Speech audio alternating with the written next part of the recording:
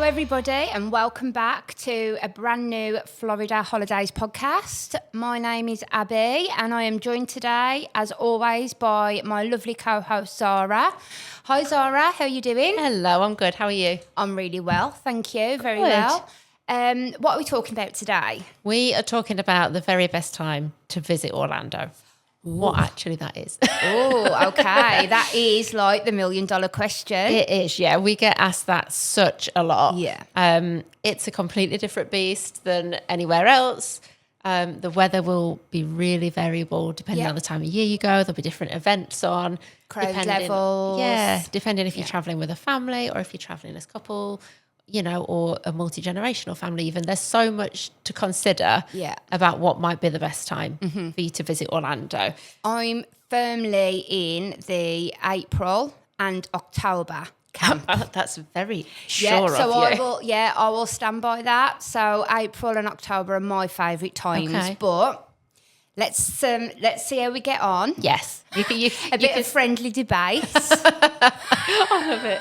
And we are only going to talk Orlando as well. We're not going to talk the whole of Florida because like up on the Panhandle, it's very dry. Down in the Keys at the south, it's very humid. Like there's all these interchangeable things. It's such a huge state. And Orlando really is our bread and butter. So that's where we're going to focus all of our efforts. Okay, that helps, I think. Yeah. So I feel like we'll start in your favourite time. Okay. In the spring. And I want to hear all about why you love the spring in Orlando. I love the spring mainly for the weather. Yes. I also love the festivals in EPCOT that are in the spring. Yeah. So Flower and Garden Festival. Yeah. Crowd levels, yes. I mean they are up there. I mean it depends when you go. It does, yeah. I mean, I usually go the sort of back end of April, very early May. Yeah. We normally find ourselves coming home like May Bank holiday weekend. So we're the back end of April because you do have to be careful that time of year purely from a crowd level perspective. Yes. You've got spring break. It's not anything that concerns us over here, but when you get to the US and it is spring break, it really does impact the crowd levels, definitely. So you really want to try, and our guys can help you sort of walk you through this because I think spring break goes for around, in the US, spring break probably runs for about 4 or 5 weeks. So, yeah. Because every single state has different holidays.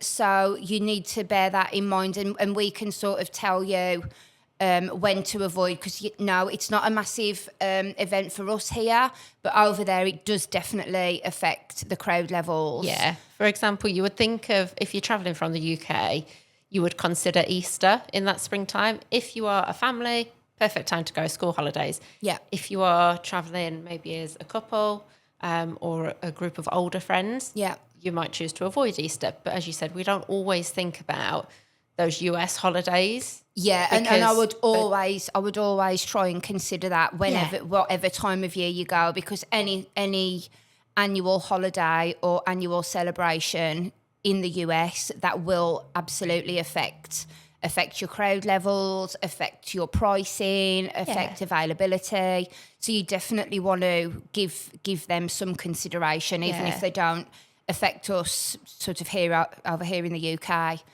The weather in spring. The weather in spring like is the sweet to die spot for Orlando. Yeah, it really is. So you've got, the days start to get longer, exactly the same as they do here. Yeah. But in the day, it's warm.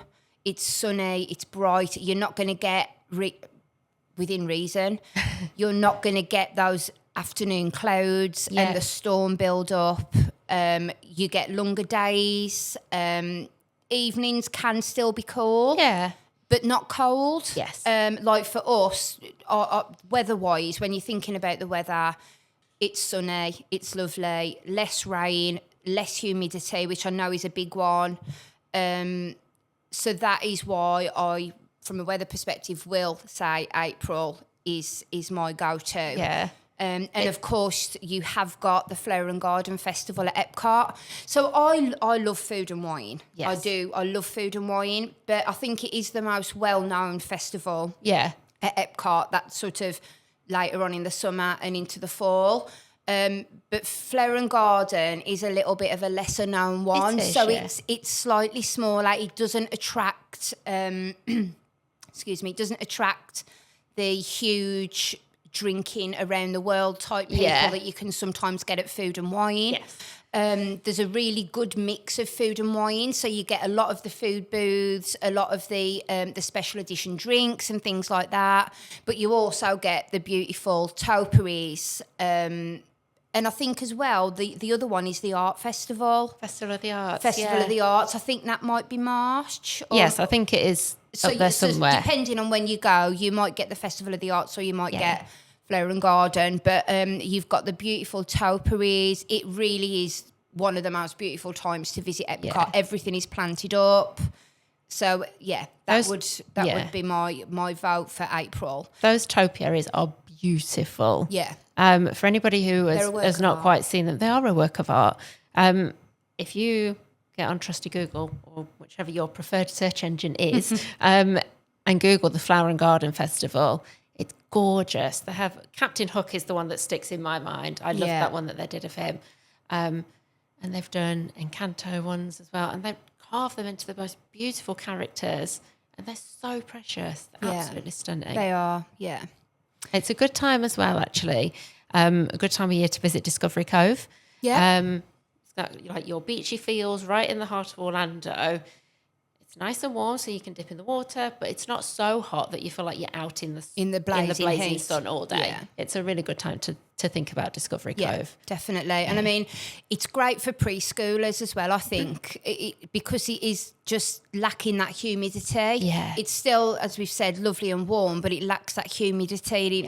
It lacks that, the sort of weather that makes the littler ones miserable. Yes. And I think if you can avoid spring break and Easter holidays, as we've discussed, you are going to get relatively slow crowd levels. Yeah. So it just makes it so much easier to navigate around the parks. Yeah. And the parks are open. They're not open sort of extremely late like they are in the summer. But they are starting to look towards the summer, and they do start to extend their opening hours. Yeah. And because you don't get those afternoon clouds and rain, you probably will know by now that my other motto is that you always split your days in three on your Orlando holiday. So I love to get up and out really, really early in the morning. Then I love to come back to my resort hotel or my villa or whatever in the afternoon, have some pool time, have some downtime, and then go back into the parks in the evening. But of course, when you're in the summer months, the slight downturn to my sort of rule is that you can tend to have a bit of a stormy weather in the afternoon, which you're not going to get in April. The only other thing as well that you might want to consider is that there's a lot of sporting events going on. So again, just do a little bit of legwork on that and just do a bit of research. Again, our guys can help you. Yeah. Because all of this is going to impact your crowd levels. Yeah. And speaking of crowd levels, we've got to talk about summer. Yes. Because we obviously know that Orlando is a big, big draw for families, and we get that you've got to travel in the 6-week holidays. We understand it. You've been there, felt the pain. I'm about to feel the pain. We know it's going to be a busy, hot time. But you can do it. You Yes, you can make it manageable. And I think the thing for this is to be prepared. Yes. And I know that sounds, it's not very fun, but I think if you be prepared and you can make yourselves as comfortable as possible, it is doable. I mean, we just did it last summer with my parents. They're elderly. And we managed just fine, but just with a little bit more thought. Yeah, but like you say, I think maybe the summer is a really good chance, actually, to look at breaking your day into 3.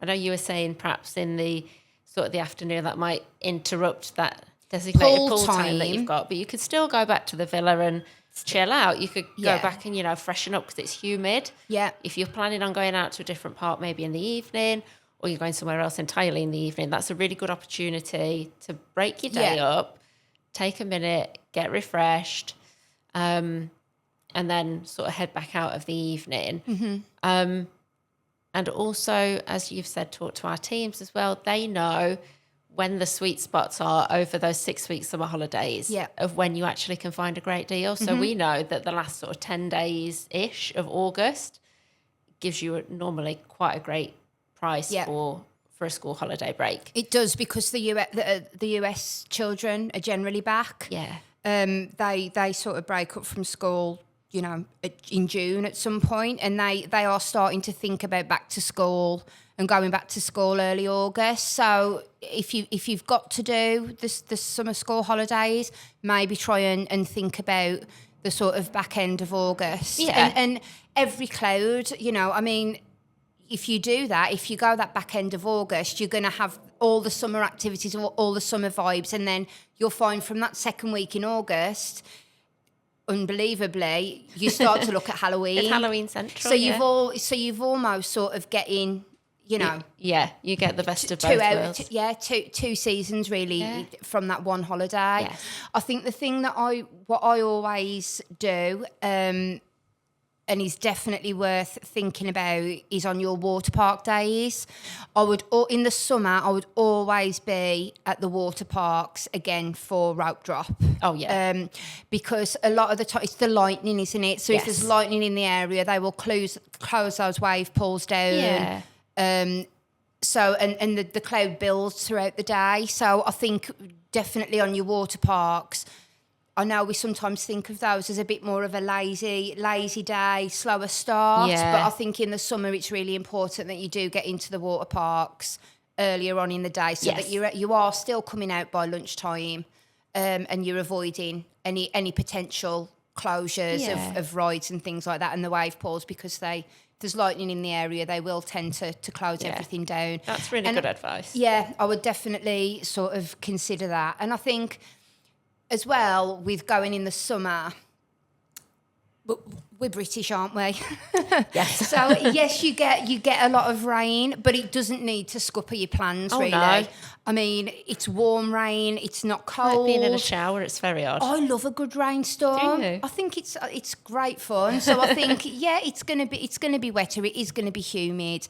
You know, you can put the little fans on the kids' buggies. Yes. You've got the cooling towels. You've got the fan spray mister things. The mist spray, yeah. The kids love them, and I think in Orlando they are very conscious of the heat, and I think a lot of it is indoors. A lot of the time you are in the air, the aircon. Yeah. So I think you're not out in the blazing heat all day. I mean, you very rarely come back from Florida with a suntan, do you? Because you are in and out of the aircon all day. So I think as long as you sort of plan it out, be prepared for it, then you'll be absolutely fine, and try and stick to probably those back end of the summer holidays versus the traditional, you know, going on holiday on the 22nd, 3rd, 4th, 5th, whatever of July. Try and save it for that back end of August, because that'll definitely help you with the crowd levels. Yeah. And as the parks are open so late, aren't they, in the summer? Are. They have like this special events on, H2O Glow, at the water parks, and they have separate ticketed events at Magic Kingdom sometimes in the evening. What's it called? After Dark? After Hours? After Hours. Is that what it's called? Yeah. Yeah. And those, again, are a really great chance. If you are struggling with the heat, or you're planning and you think you might struggle with the heat, go somewhere every morning, split your day into 3, come back and have a little rest, get yourself a ticketed event for the evening. When the crowds are going to be smaller, it's going to be a bit cooler. Yeah. Got the park to yourself. Yeah. Almost. Yeah. Technically, yeah. I mean, it will definitely be a lot quieter. Yeah. And having those extra. So when I say extra hours, I mean park opening. So the parks are open longer.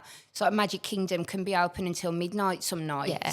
So I think you're not sort of out and about then in the heat of the day. Yeah. The temperatures will start to drop off of an evening, and that just makes it a lot easier to navigate your way around the parks. Absolutely, yeah. With those extra late opening hours. Yes. And we have to talk about the Ocean Explorer a little bit because as an Ocean Florida customer, we include an Ocean Explorer attraction bundle on all of our Florida bookings. And that can really help in the summer as well, particularly if you're taking a family. Yeah. They can include things like I-Ride trolley passes to get you up and down. You know, you don't have to stay within the major theme parks. No. Things like the Orlando Eye at Icon Park, Out of Control Magic Dinner Show. Things like that can take you out of hot, humid, busy environments just for a little while, and they're completely free to our customers. Yeah. The bundles change throughout the year, so the things that you get as part of the bundle will vary, but they're great opportunities at no cost to yourself to get just a little bit away from the crowds, decompress, and then come back. And Andretti's a good one as well, isn't it? Because that's all indoors, air cons. You've got the go-karts, you've got the laser tag. So that's definitely a good one to consider. And I think we ought to perhaps maybe mention the World Cup. Oh, yeah. Because that's happening next summer. Yes. Isn't it?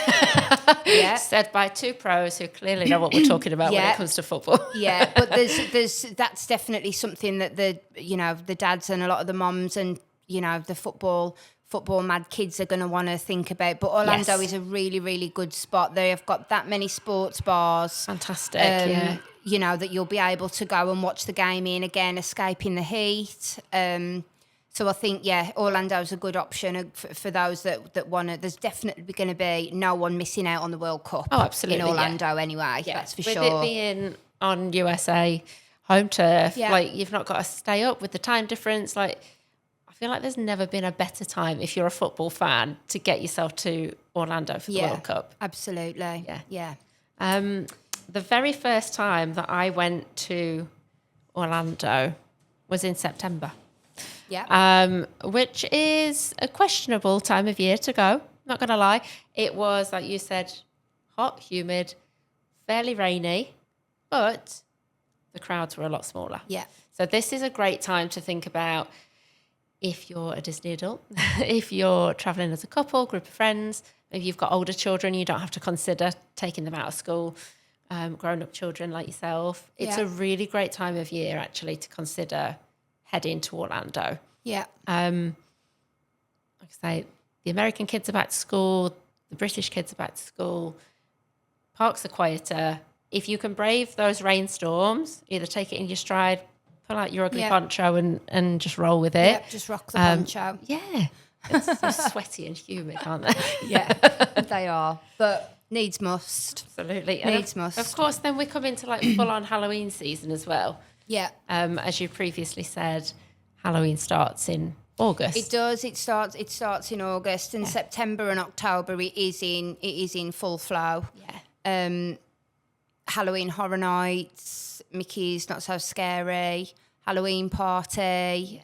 There is so much going on that time of year. I mean, I think we can't really avoid the fact that, yes, it is hurricane season. Yeah. And I know this sounds probably a little bit blasé, but as long as there's not a hurricane, then it is a really, really good time to go. And even if there is a storm, I mean, they pass through. They never, touch wood, they're never catastrophic in Orlando because it is right that it is that little bit further inland. Yeah. So they're never going to be extremely strong. Yeah, and everybody is so well prepared for it. They're well prepared. Yeah, they're well prepared. And they pass through. And then we were caught in one ourselves a few years ago, and as soon as the storm had passed through, overnight, you never would have known that it happened. So I think we've got to acknowledge the fact that it is hurricane season, but I don't think that needs to put you off. No. Because otherwise, the crowd levels are good. You're getting that good mix of early Halloween. And in general, the weather's lovely. Yeah, it's fab. And I think when the weather can be a little bit changeable like that, it's a great excuse to check out some of those indoor attractions, like you said, Andretti before. There's the Mall at Millennia as well, because they'll be getting ready for Thanksgiving. You can make the most of, you're shopping and start getting your Christmas presents and things ready. There are lots and lots and lots of things to do.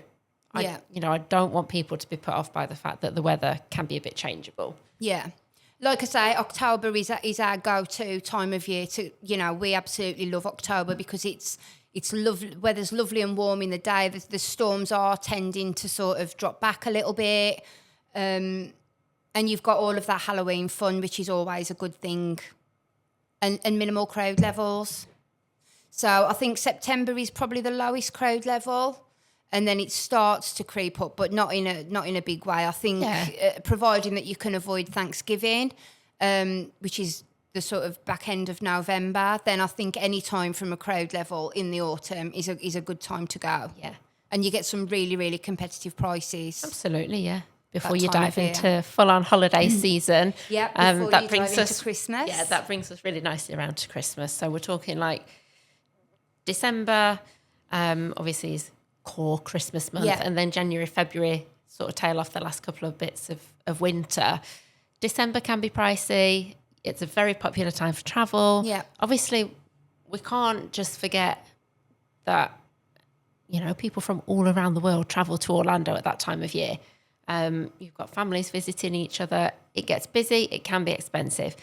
But the magic of the holidays in Orlando is like nothing else. Correct. It's absolutely stunning. We've got the Christmas parties, Christmas decorations if you don't want to go to a Christmas party. Yeah. There's Disney Springs, there's like City Walk, there's Celebration, have their own little things. There's so much to see and do. It's a really, really special time of year. For sure. And then after Christmas, if you want an absolute bargain of a deal, January. Yeah, always. Yeah, and what I'd say, you'll get the cooler temperatures. Florida is in general sunny, beautiful blue skies all year round, but no more so really than in January and February, and very, very minimal rain. So your temperatures are going to be cooler, I would say, and they can be very up and down. So you might find, you're up in the 80s one day and then maybe down in the low 60s the next day. So I think for that you need to layer up. But what you are going to get are beautiful, sunny, clear, sunny days. Yeah.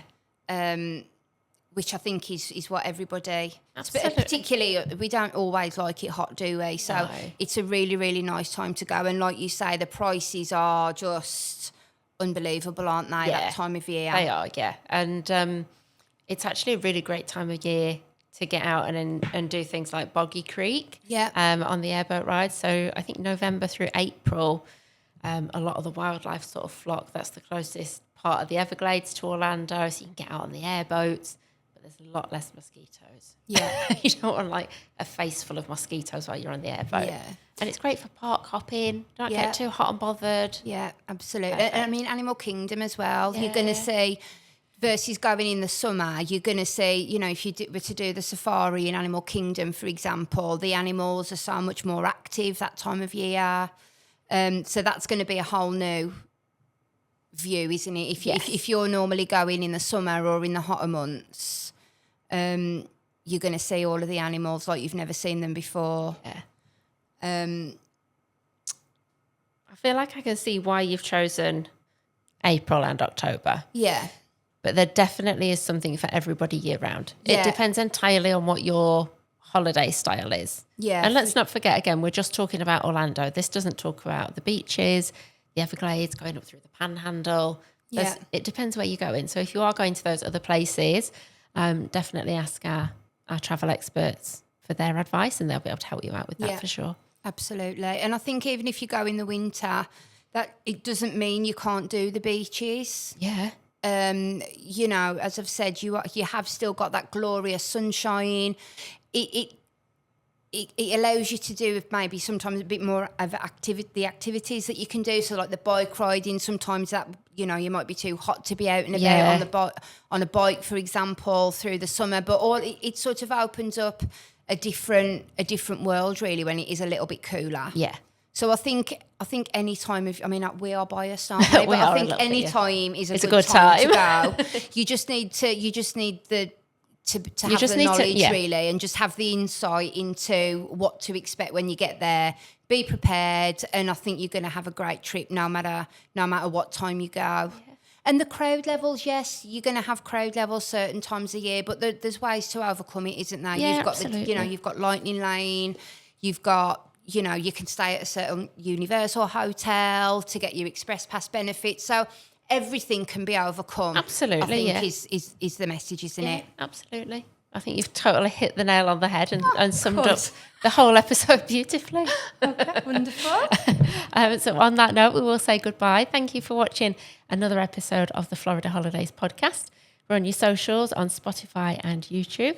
And if you hit the link in the description, you can sign up to our email newsletters. We'll see you next time. Bye. See you soon.